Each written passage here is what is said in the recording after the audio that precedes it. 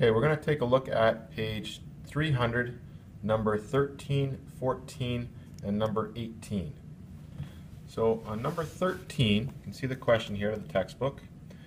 It is looking for, in part A, it's looking for a vector EC, and you need to write it in terms of vector A, and vector A is defined as a vector from A to D. Now A to D is 3 segments. They seem to be all equal segments here, from A to B, B to C, C to D, and D to E. Okay, so AD is defined as vector A, and you have to write all these other ones in terms of vector A and the magnitude of vector A. EC is a vector that's in the opposite direction, from E to C, as the vector from A to D. It's not the same size. A to D is 3 segments, and E to C is 2 segments. So you'd say that EC is 2/3 of vector A. Okay. So basically what we have here is, if we wanted to find one of these segments in terms of vector A, well, AB, first segment, is 1/3 of vector AD. Okay?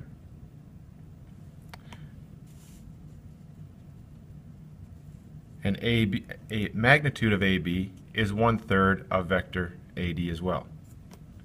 And vector AD is defined as vector, small letter A. So 1/3 of vector A is the size of the magnitude of vector A is the size of one of these segments. Okay? So EC, from E to C, is then going to be 2/3 of the magnitude of A, but in the opposite direction. So this is how we'd write vector EC. It's equal to -2/3 times the magnitude of A, which is the length of length of 3 of these sections, okay, times vector A. So this part in front here represents the scalar multiple of vector A. Okay, and the rest, hopefully, you can figure out from there. Now, question 14. Question 14, the vectors x and y are unit vectors.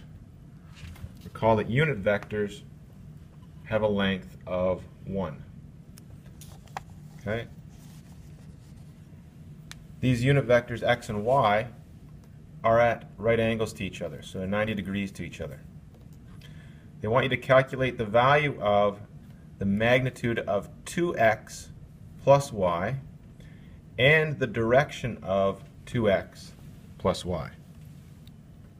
So here we go. Let's draw it. So when we draw this diagram, we've got vector x is perpendicular to vector y, and 2x is going to be 2 of them. So there's 2x, there's y, and then using the parallelogram law, here is 2x plus y. Now if you want to figure out the magnitude of this, well, we're just going to use Pythagorean theorem. 2x, because it's a unit vector, has a length of 2. And y, which is going to be the top edge of this triangle here, okay, so those are at right angles to each other, y is length 1. So the magnitude of 2x plus y squared equals the magnitude of 2x squared plus the magnitude of y squared. That's just Pythagorean theorem. 2x, the magnitude, is just 2. And y, the magnitude, is 1 because they're unit vectors. Put that all together and you get the magnitude of 2x plus y equals √5. Okay. Now for the direction. Well, I'm going to look at this angle here, theta. So I define theta in there. We don't really have an angle for x and y, we just have the fact that they are 90 degrees apart. Okay? So they are perpendicular to each other. So if we draw them in, we're going to have to use the x and y vectors as reference vectors for our direction. So if we find theta, then we can say that the direction of 2x plus y is theta degrees from x towards y. Okay, how do we find that? Well, use tan. Tan theta equals 1 over 2. Tan of theta is opposite over adjacent, so 1, which is the length of y, over 2, which is the length of 2x. So tan theta equals 1 over 2. So theta, using inverse tan of 1/2, gives you about 26.57 degrees. And from that, then we can write the vector 2x plus y equals root 5 with a direction of 26.57 degrees from x towards y.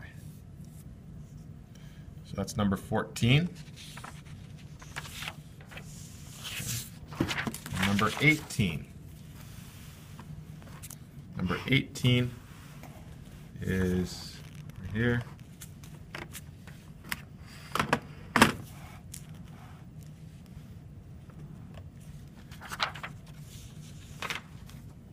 So let PQR be a triangle in which M is the midpoint of PQ. So M is the midpoint of PQ. N is the midpoint of PR. PM, the vector from P to M, is defined as vector A. Pn is defined as vector B. Find vector expressions for Mn, so Mn is this vector here from M to N, in terms of, and QR, in terms of A and B. So in terms of A and B. Okay? So what we do here, I'm redrawing this. So that's my drawing. So there's A, there's B. A vector that goes across the tip of the two vectors when they start at the same point is the difference between the two vectors. Okay, so using the parallelogram law here, A, and here's another vector A, and B, here's another vector B. So this diagonal means subtraction. Which subtraction is it? Is it B minus A or A minus B? Well, it's B minus A because it ends at vector B, and we've talked about that before. So also if you use the triangle law here, so if you went B in this direction, so from this point B, and then to get back up there you're going to do minus A because A goes this way, so B plus negative A gives you that one, so B minus A. So that's for Mn. QR, well, it's going to be the same idea, but QR is going to be 2A along this way and 2B along this way. So it's going to be 2B minus 2A from these two vectors. Same thing, you can do another parallelogram law here. Okay.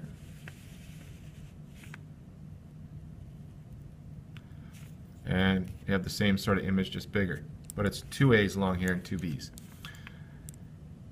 So we've got 2B minus 2A. We can factor out the 2. But B minus A is Mn. So I'm going to resubstitute in Mn for that. QR equals 2Mn. Okay, if we go back to the question, it said what conclusion can be drawn about Mn and QR?